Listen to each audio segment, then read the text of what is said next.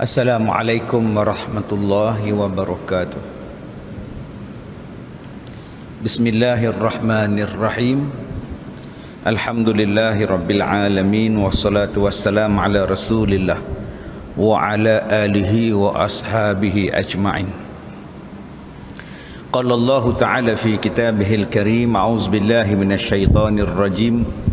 Hatta idza jaa amruna wa farat tanur qul nahmil fiha min kullin zawjain itsnain ila akhir ayah.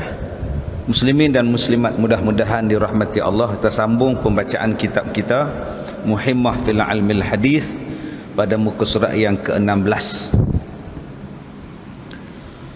Bermula dalil yang menunjukkan atasnya itu barang yang diceritakan bahawa sesungguhnya seorang badui datanglah ia kepada Nabi sallallahu alaihi wasallam. Maka berkatalah ia bahawa sesungguhnya engkau telah menyeru engkau akan manusia kepada Allah, dan aku percaya dengan dikau. Tetapi tiadalah aku percayakan akan dikau melainkan dengan mukjizat yang diperlihatkan akan dikau. Kita masih lagi membicarakan berkenaan dengan hal ehwal wanita dalam kitab Muhimmah ini, tuan-tuan. Dan kisah yang disebutkan dalam kitab ni tentang orang Arab Badui yang datang jumpa dengan Nabi sallallahu alaihi wasallam nak minta mukjizat depan mata dia.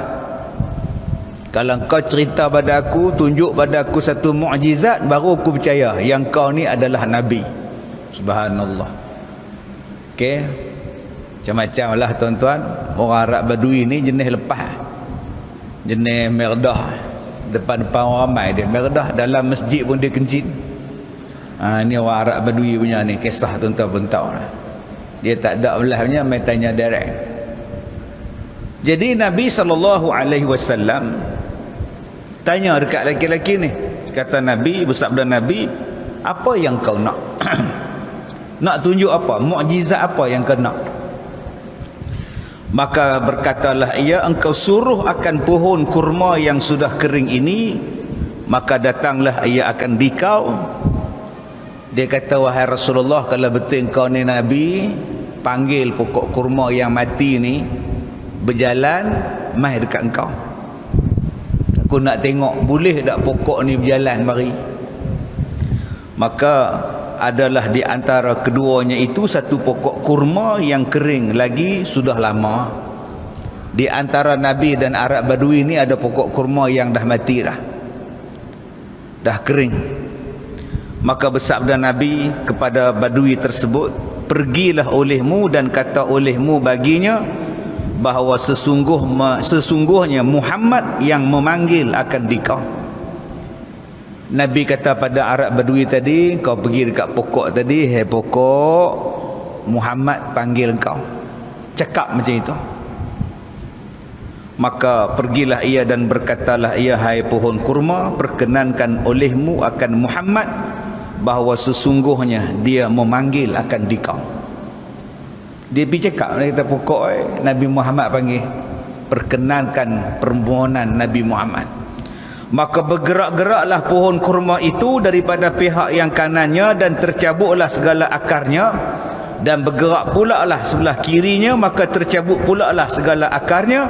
Maka jadilah ia datang kepada Nabi SAW, maka tak kalah hampir ia kepadanya, memanggillah ia dengan berkata, Assalamualaikum ya Nabi Allah.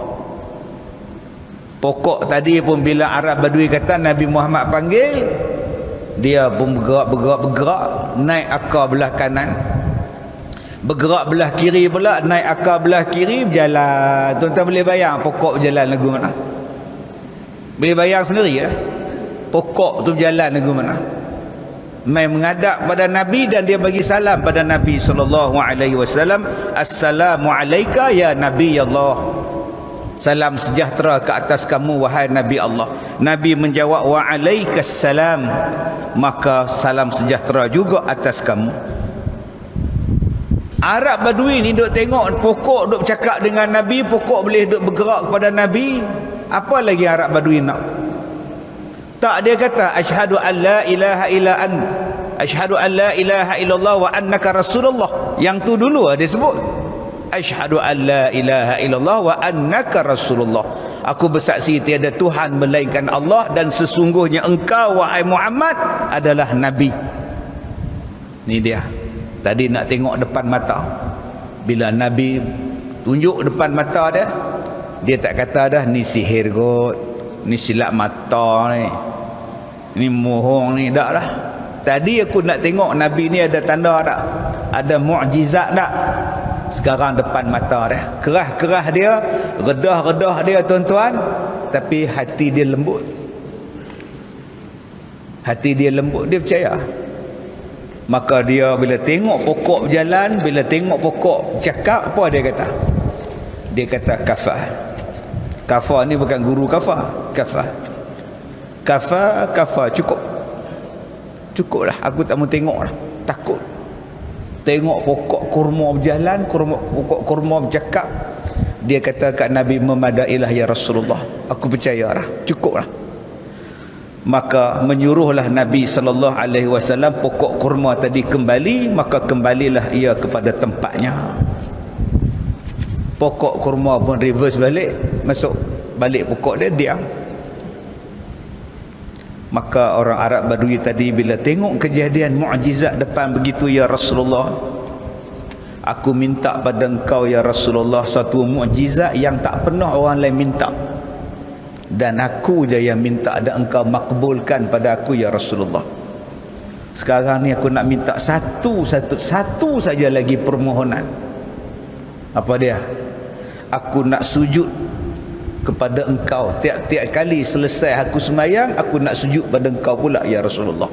Ini permohonan aku nombor 2. Lepas habis semayang, aku nak sujud pada engkau, kata Arab Badui tadi. Apa jawab Nabi SAW? Tidak harus sujud bagi yang lain melainkan hanya kepada Allah.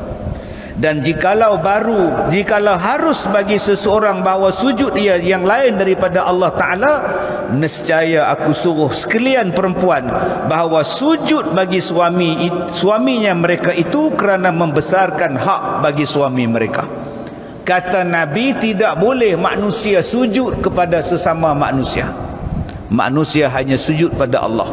Dan kalaulah boleh manusia sujud sesama manusia, kalau boleh, nescaya aku suruh isteri sujud pada suami mereka kerana membesarkan hak suami. Tapi pak saya tak boleh sujud, isteri pun tak boleh sujud pada suami. Baik tuan-tuan yang saya hormati, kisah tentang pokok menghadap Nabi SAW. Bila diminta oleh Arab Badui, tanda yang Nabi itu adalah Nabi. Yang kedua, ada pelajaran daripada kisah ini yang kita nak tengok pada malam ni insya-Allah. Jadi tuan-tuan yang saya hormati, zaman sekarang ni zaman orang bercakap tentang iya ke? Iya ke? Soalan dia. Iya ke? Contoh, orang nak guna otak, nak guna akal. Dia kata, ustaz, soalan, silakan. Hari kiamat ni terjadi hari apa? Hari Jumaat. Hari lain Nabi kata hari Jumaat. Jadi kalau Jumaat kita negeri lain masih hari Khamis. So macam mana? Kita Jumaat tapi setengah tempat masih lagi Khamis. Macam mana cerita lah? Itu satu soalan. Ustaz, kita Lailatul Qadar malam ke siang? Nama pun Lailatul Qadar. Kalaulah berlaku Lailatul Qadar belah malam di Malaysia ni, masa tu Arab masih siang, maknanya macam mana ustaz? Dah berlaku dah di Lailatul Qadar di sebelah Malaysia, Nuh sebelah sana duk siang lagi, maknanya depa tak jumpa Lailatul Qadar. Ataupun Lailatul Qadar jumpa dekat depa belah malam depa, siang kita tak ada. Tuan-tuan nak jawab apa? Dia kata malam Lailatul Qadar tu sekali ke banyak kali? Kita kata sekali. Habis tu malam tak sama. Belah sana siang, belah sini malam, belah sini siang, belah sana malam. Bila masa berlaku Lailatul Qadar ni ustaz? Oh sudah. Tuan-tuan nak jawab apa kalau orang tanya macam tu? Duk pikir teh no. Bahasa halus ya, ngesiak dengan bulu kening duk angkat teh no. Ini zaman orang duk fikir. Orang duk fikir, dia guna logik. Dia guna. Dulu kita setakat kita tanya, kalau orang tu makan, dia mati, makan dek boya, malaikat nak suai tak mana? Malaikat muka nakir nak suai tak mana? Ustaz, duduk dalam perut boya. Kubur tak ada. Dulu orang setakat tanya yang tu je. Lah ni tanya dia advance. Tanya dia advance. Ustaz, Dajjal kalau dia mai, dia boleh buat macam-macam. Tu nak panggil apa? Nak panggil mukjizat ke? Nak panggil istidraj ke? Nak panggil sihir ke? Nak panggil ma'unah ke? Nak panggil karamah ke? Dajjal boleh belah kepala orang, boleh cantumkan balik, boleh hidup. Tu nak panggil apa? Allahu Akbar. Yang paling terbaru saya tengok ada satu orang petikai tentang kapal bahtera Nabi Nuh alaihi salam. Bila kita kata Nabi Nuh tu bawa binatang-binatang berpasang-pasangan naik dalam kapal dia. Soalan dia, binatang tu tak mandi ke Ustaz? Soalan nombor 2, binatang tu macam-macam, rimau tak makan ke binatang lain? Bahtera tu besar mana Ustaz? Zirafah tinggi pun sama kepala dia macam pokok nyok. Besar mana Ustaz? Tak ada ke binatang sama binatang tu bergaduh? Depa ni makan apa Ustaz? Stok makanan Nabi Nuh bawa lagu mana banyak dia. Macam mana pula yang 80 orang umat Nabi Nuh tu makan apa dalam tu? Stok makanan dia mana ada? Mana ada peti air ke apa-apa nak simpan makanan daripada freezer ke frozen ke apa benda? Tak ada apa. Oi. Macam mana Nabi Nuh bawa binatang Ustaz? Koala duduk di Australia, koala duduk di New Zealand, Australia, binatang koala. Penguin nu duduk dekat Antartika. Bila masa penguin tu datang ke Arab? Betul ke tak betul cerita ni? Oh sudah tuan-tuan. Ni nama dia guna kepala otak. Dia tanya lebih daripada 30 soalan tentang bahtera Nabi Nuh alaihi salam. Kita jawab satu Kita jawab satu Kamu daripada apa dijadikan? Daripada tanah. Kamu dijadikan daripada apa? Air mani. Cuba beritahu kat saya, macam mana air mani boleh bercakap? Macam mana air mani boleh jadi otak, boleh jadi jantung, boleh jadi buah pinggang, boleh jadi darah, boleh jadi gigi? Beritahu. Bagaimana air ni boleh berjalan, boleh buat kereta, air ni boleh buat kereta terbang, air ni boleh ada rupa pula, beritahu, ada jantung semua, ada perut, ada usus, ada tulang, hanya daripada air Allah Ta'ala jadikan min nutfatin amsyaj. Kamu tak boleh jawab. Senang jawapan dia, tidak ada apa yang susah kepada Allah. Tidak ada apa yang mustahil kepada Allah. Setakat nak letakkan binatang dalam kapal tu, tak ada apa susah bagi Tuhan. Yang menjawabnya bukan kita, yang menjawabnya ialah iman, kepercayaan. Dah Allah kata Nabi Nuh itu diperintahkan oleh Allah supaya bawa binatang berpasang-pasangan dalam kapalnya, habis. Benda ini disebut oleh Allah dalam surah Hud ayat 40. Allah perintahkan kepada Nabi Nuh alaihi salam bawa binatang berpasang-pasangan naik atas kapal. Macam mana Allah nak bagi makan, macam mana Allah nak uruskan kehidupan mereka dalam kapal, itu kan urusan Allah. Masya Allah. Yang kedua, pemahaman kita mengatakan orang dulu-dulu tu bodoh, tu masalah dia. Yang pandai kita yang pandai kita dok anggap orang dulu bodoh, jahil, purbakala, purbawara, zaman batu. Tuan-tuan cuba tengok dalam surah Al-Kahfi. Surah Al-Kahfi itu, am hasibta anna ashabal kahfi war raqim am hasibta anna ashabal kahfi war raqim kanu min ayatina ajabah. Apakah kamu menyangka bahawa kisah pemuda-pemuda gua dan apa yang dirakamkan itu termasuk dalam tanda-tanda yang luar biasa? Ajaib sangatkah manusia 309 tahun tidur? Ajaib sangatkah kata Allah? Yang kamu nak rasa hebat sangat kamu bertanya Nabi tentang Ashabul Kahfi? Yang kamu rasa hebat sangatkah cerita tentang Ashabul Kahfi ni? Hebat sangatkah cerita tentang Ar-Raqim? Tuan-tuan kena tengok. Allah Ta'ala sebut perkataan Ar-Raqim. Ar-Raqim tu apa? Saya cakap Ar-Raqim ni pasal malam ni depa rakam. Ada kamera 1, kamera 2, kamera 3, 4, 5, 6, 7, 8, dekat 10. Ada 9 kamera yang merakam. Rakam bahasa Melayu, bahasa Arab raqim, raqama, raqam, dia ambil pada bahasa Arab. Maknanya perbuatan merakam tu bukan zaman tuan-tuan nu, zaman Ashabul Kahfi Allah dah cerita dah. Am hasibta anna ashabal kahfi war raqim, yang mereka duk raqim dekat tulis dekat gua tu, gambar-gambar tu dah ada rakam. Sebab tu dulu orang cuba nak menghidupkan gambar-gambar yang dilukis di gua, di pintu-pintu gua dalam bentuk bayangan, supaya benda tu boleh bergerak. Dah ada dah tuan-tuan benda-benda tu. Jangan kita menganggap bahawa zaman dulu adalah zaman kebodohan. Zaman Nabi Adam ni dah Allah ajar dah semua benda dah. Wa 'allama Adamal asma'a kullaha thumma 'aradahum 'alal malaikah. Kemudian kami mengajar kepada Nabi Adam nama kepada semua benda-benda. Dan kami tanya kepada malaikat, ni nama apa? Ni nama apa? Malaikat tak boleh jawab. Yang boleh jawab Nabi Adam alaihissalam.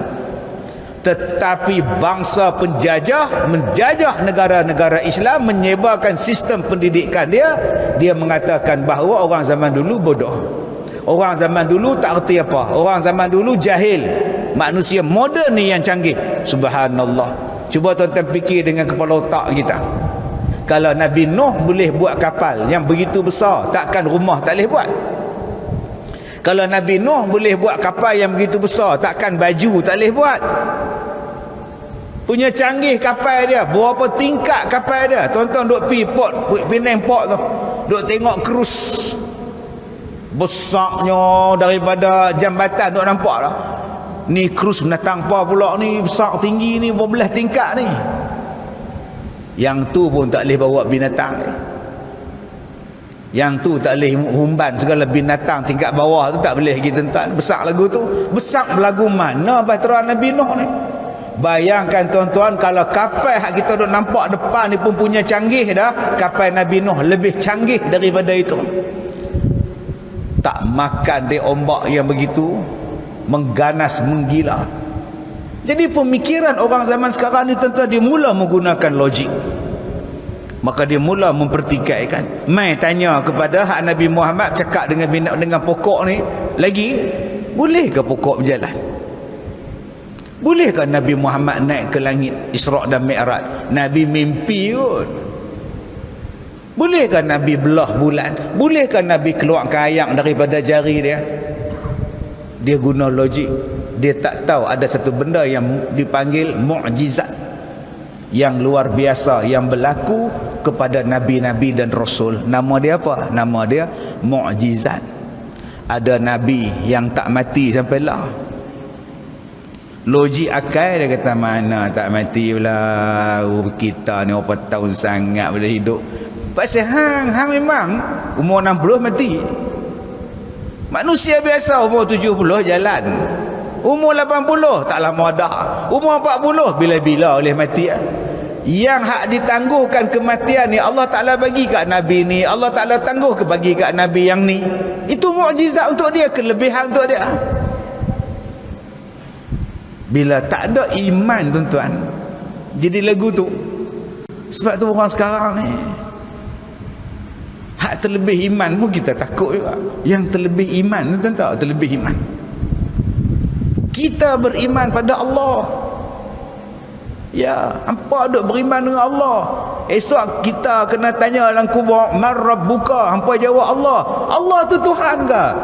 Allah bukan Tuhan, dia alif lam lam ha je. Dia bukan Tuhan, dia nama je. Allah tu hakikat dia apa? Sudah tuan-tuan. Ada juga ustaz mengajar lagu tu, naik pening kita.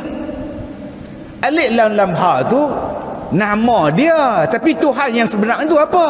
Lah, tu nak kata apa lagi? Ini orang sekarang ni hakikat tak ada. Aduh, dia ni segi ada terlipat tang mana. Dia belajar lagu mana tak, dia kata Allah tu Tuhan. Yalah, nama dia Allah, alif lam lam ha. Kalau tak ada alif tak jadi lah. Lah, kalau tak ada ha pun tak jadi Tuhan dia. Astaghfirullahalazim. Apa nak jadi ni tuan-tuan? Kena tapih sungguhlah tuan-tuan hari ni. Sebab hari ni orang tak mau mengaji di masjid. Masjid pula baru buka. Dulu tak ada, setahun dua tak ada kuliah. Bila tak ada kuliah di masjid, orang beralih kepada media sosial. Jadi sial sungguh. Siang malam sial, duduk belajar dengan orang sial. Oh yang ni. Jadi kita tak payah sembahyang noh. Tak payah sembahyang, nampak dia kata apa tu? Siapa sembahyang celaka. Fawailul lil musallin, nampak tu? Selagi tak khusyuk jangan sembahyang. Aku selama ni berdosa sembahyang tak khusyuk. Astaghfirullahalazim. Pasal apa? Pasal dia main. Bila satu ruang kosong, bila satu ruang dibiarkan kosong, akan ada orang lain yang akan ambil tempat kosong tu. Sebab tu benda-benda tu jangan bagi kosong. Isi pengajian yang betul supaya tak dibetulkan, tak diambil oleh orang-orang yang tak betul ni tadi tuan-tuan. Benda yang tak betul kalau diulang berkali-kali, orang akan jadi betul. Benda mohong kalau tiap-tiap kali ulang, lama-lama jadi betul. Sebab tu benda yang betul kena cerita sentiasa supaya melekat dalam jiwa kita. Satu, kita tengok daripada kisah apa nama pokok yang berjalan ni. Yang kedua, adakah pokok tu bercakap? Adakah pokok tu memahami apa yang kita cakap? Subhanallah. Dulu petua orang tua-tua kalau pokok tak berbuah dia bercakap. Siap dia takik pokok pelang, dia takik pokok nangka, pokok cempedak. Kalau tak buah aku tebang. Saya ada kebun, saya nak buat pondok baru dekat Sungkai, kebun durian. Pokok dia tinggi pada tiang tu, sebatang tegak, dah ada 4-5 di atas. Saya kata bilalah anak buah pokok tinggi melanjut, dahan pula tak ada. Saya kata tebanglah, kita buat pondok lah sini, buat pondok pengajian. Hak di Ipoh tu pun penuh dah, tak muat-muat dah, tak pernah berbuah tuan-tuan ni. Satu hari saya duduk buah pokok tu, saya tepuk dia, tebang buang lah, kita buat pondok. Tahun tu berbuah tuan-tuan. Sungguh saya tak bohong. Hak jaga kebun tu kata, Datuk, alhamdulillah ada rezeki kita Datuk, berbuah. Tak pernah buah guys. Sudah. Ini orang tua-tua dulu, dia kata tepuk pokok tu. Saya tak tahu, bukan tak buah sajalah, buang bil lah pokok ni. Dia dengar tak tak tahu bohong tak bohong. Tak percaya tanya orang perempuan yang duk rajin bercakap dengan pokok bunga. Tengok isteri tuan-tuan duk cangkung bawa gunting, duk potong pokok bunga, duk cakap seorang. Ni kalau bunga lawa cik weh. Tak tahulah, tengok pokok bunga sebelah lawa. Seorang duk kurip siapa? Aku bagi baja dengan ni apa ni? Duk cakap dengan pokok bunga. Anak duk ngendak go tingkah. Ayuh, mak tak betul. Bila tanya dekat dia, cakap dengan pokok bunga ke nak? Lah rasa kalau cakap tu rasa lepas abang weh. Lepas tu dia dengar dia cakap, bulan lepas elok bunga. Sudah entah. Sebab tu ada kajian yang menunjukkan pokok dengan pokok ni pun berbicara. Pokok dengan pokok ni pun guna bahasa depa. Orang sains buat kajian ni. Cuma kita je tak faham bila masa depa ni bercakap. Dia gunakan bahasa dia. Binatang pun ada bahasa dia. Kita tak tahu macam mana bentuk dia. Tapi orang yang biasa bercakap dengan pokok ni, dia rasa macam pokok tu dengar lah Ustaz. Orang tua-tua dulu bila tengok pokok tak berbuah, dia pergi ambil telok, diikat dengan benang, pergi gantung situ. Kita tanya pasal apa? Bagi dia buah. Dia telok tak ada lah ni, buah telok, buah kot. Sudah.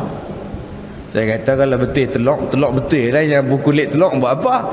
Itu petua, saya tak mau, bukan saya nak ajar so tuan-tuan ikut pula. Ni cerita pengalaman kita jumpa dengan orang yang duk dengan pokok ni. Ada hak duk bercakap, ada hak duk takik pokok, dia takik pokok tu. Macam-macam tuan-tuan, ni cerita saja orang tua-tua dulu, tak ada kena-mengena pun dengan agama kita. Tapi nak cerita bahawa pokok ni pun memahami bahasa sama-sama dia faham. Pokok ni pun ada bahasa dia. Nah, binatang ular tu pun ada bahasa dia untuk memahami di antara satu sama lain. Baik, yang ketiga yang kita nak tengok daripada kisah apa nama Arab Badui ni tuan-tuan yang dirahmati Allah, tentang kekerasan hati manusia. Ada manusia yang keras hati, memang tak mau, dia sanggup mencabar. Berapa banyak orang yang mencabar nabi-nabi tuan-tuan? Firaun mencabar, keras hati, dia cabar Nabi Musa. Kalau kau betul nabi, nanti aku kumpulkan ahli sihir aku bertembung dengan kau. Nak tengok betul tak betul kau ni nabi. Panggil segala ahli sihir buat permainan, buat perlawanan. Mereka tanya dekat Nabi Musa, kamu dulu kan nak campak tongkat atau kami dulu yang nak tunjuk kehebatan kami? Nabi Musa ni bukan ahli sihir, dia tak tahu nak tunjuk menatang apa. Dia kata, hampa lalu aku tak tahu apa, aku bukan ahli sihir. Dia tauknya tongkat jadi ular, mata orang jadi ular, nampak? Yang orang ramai pakat duk tengok ni dah, wah jadi ular lah, wah jadi ular. Nabi Musa ni takut, bukan takut pada tali yang jadi ular tu, takut hak rakyat ramai-ramai ni terpengaruh dengan ahli sihir ni, mereka percaya. Maka Nabi Musa pula campak tongkat, dia telan habis tali-tali ular tadi ni. Cuba tengok dua jenis manusia. Ahli sihir yang keras hatinya lawan Nabi Musa, bila dia tengok kebenaran, mereka beriman, amantu billah, amantu rabbi Musa wa Harun, amanna bi rabbi Musa wa Harun, kami beriman pada Tuhan Nabi Musa dan Tuhan Nabi Harun. Walaupun mereka lah orang kuat dalam drama tu, orang kuat dalam filem tu, orang kuat dalam cerita tu, mereka pelakon utama ni, hero nak tunjuk kata kita ni betul. Tapi bila tengok mereka salah, mereka tunduk, mereka sujud pada Allah, beriman serta merta. Firaun dan tentera-tentera dia bangun, terkejut tengok ahli sihir ni tunduk, masuk agama Allah. Ahli sihir ni, Firaun ni dibisik oleh pembantu-pembantu dia, tuanku, ini semua konspirasi ni, nak tunjukkan tuanku tu salah, padahal dia orang dah pakai dah ni. Ini semua ahli sihir tak boleh pakai banyak ni.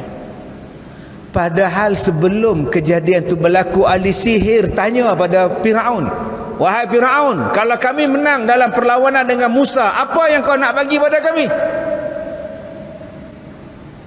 Oh, kata Firaun, kamu akan jadi orang yang hampir dengan aku, kalahkan Musa. Tengok-tengok bila lawan kalah, sungguh beriman pula pada Nabi Musa. Firaun cuak. Tapi pengikut dia, pegawai dia kata apa? Ini semua konspirasi nak rampas kuasa tuanku. Hancurkan, hancurin. Hei ahli sihir, kalau kau orang tak balik beriman pada aku potong badan kau bersilang. Tangan belah kiri dipotong, lawan dia apa? Lawan dia kaki belah kanan, dipotong secara bersilang. Kalau tangan belah kanan dipotong, kaki belah kiri juga dipotong. Kata ahli sihir Firaun, nak potong-potong, kami tetap nak beriman pada Allah. Mati tuan-tuan, tak keluar pada agama Allah. Ni nama dia hati yang keras. Bila diberikan kekuatan hidayah, tak ada siapa boleh tarik balik. Firaun cuba tengok tuan-tuan, berkali-kali Allah nak buka pintu hati dia, berkali-kali. Ketika Musa tunjukkan mukjizat, dia tolak. Ketika ahli sihir kalah, dia tolak. Ketika Mesir dilanda dengan wabak kutu, wabak belalang, wabak darah, wabak katak, Kita hari ni lawan dengan wabak hak tak nampak. Tu pun takut bukan main. Ni mai hak baru pula ni. Omicron ke Deltacron ke nama baru pun ya. Lepas ni tak tahu apa menatang pula nak mai. Hak ni mai hak baru punya. Deltacron. Lepas ni tak tahu macam mati kerah pula kita. Varian apa pula? Mati kerah kron. Kita takut lah. Ini hak Nabi Musa ni, Firaun ni tuan-tuan, buka pintu, buka bilik, buka periuk, buka apa-apa pun katak. Kita baru pegang katak geli lah. Saya ceramah mana ke dulu, lama siang, ceramah waktu siang. Orang panggil restoran yang berdiri, masa tu saya ceramah lagi, badan kuat lagi lah, tak boleh lah ceramah kena duduk. Bila bagi ceramah hak jenis berdiri tu, saya berdiri, kaki ni duk gatai masuk bawah dalam restoran tu. Bila masuk-masuk rasa sejuk berduri je tuan ni. Tengok-tengok katak 4-5 ekor lah tu, Allahu Akbar. Naik bulu rumah kita duk pijak dah. Bayangkan tuan-tuan kalau balik rumah, dalam periuk ada katak, atas katil ada katak, bawah katil ada katak, dalam selimut ada katak. Katak serang negara Mesir. Buka ayak pula jadi darah, buka tong saja jadi darah, buka paip air tu darah. Darah menyerang Mesir. Belalang sampai, kutu pun sampai. Firaun jumpa Nabi Musa. Kalau engkau berjaya menghilangkan wabak-wabak yang mendatang pada aku, negara aku ni, aku beriman pada engkau Musa. Aku beriman. Nabi Musa pun tadah tangan, ya Allah, hapuskanlah wabak ni ya Allah. Hapus. Habis Firaun. Bila nak masuk agama Allah, agama tauhid ni bila? Firaun kata dulu aku tak percaya sangat yang bila dia orang cakap engkau ni ahli sihir. Tapi hari ni depan mata aku engkau hilangkan segala wabak ni, baru aku percaya sesungguhnya engkau betul ahli sihir. La ilaha illallah. Dia mungkin janji punya kerah hati dia. Allah kata, Musa bawa pengikut hang buat pergi tempat lain. Nabi Musa bawa Firaun dan tentera dia hambat. Bila sampai dekat tepi laut, terbelah, faqul nadrib bi'asakal bahr. Dipukulnya laut, terbelah laut. Nabi Musa lintah laut. Bila lintah laut, semua pengikut ikut. Firaun ikut di belakang, naik kuda dia tu, naik kereta kuda dia sambil duduk berdiri tu. Kaki kuda dia, roda kuda dia ada lagi tuan-tuan. Tuan-tuan pergi muzium dia, ada lagi hak dia jumpa dalam laut. Kereta kuda Firaun naik tu, dia ada 2 roda, bukan 4, 2. Dia duduk berdiri, kuda berjalan, tu jenis tu. Ada lagi tuan-tuan duduk dalam muzium. Orang jumpa tempat dia boleh berhenti, dia menghadap pada tentera dia. Hoi, tentera-tentera aku, kamu nampak laut terbelah? Nampak. Sebab apa terbelah? Tak tahu. Sebab dia terbelah sebab aku nak lalu. Laut menghormat pada aku. Nampak? Masuk-masuk tengah, jalan. Berapa kali Allah nak bagi buka pintu hati pada dia, tapi dia yang tak mau. Depan mata dia, tongkat Nabi Musa jadi ular, makan segala benda. Depan dia, Nabi Musa letak tangan celah ketiak ni. Bila Nabi keluar ni, cerah tangan ni depan Firaun. Dia tutup pintu hati. Ni dia nak kata apa? Depan mata dia laut terbelah pun masih dia kata itu kekuasaan aku. Cuba tengok tuan-tuan, tengok Arab Badui tadi ni. Dia minta satu ya, pokok tu cakap, pokok tu berjalan.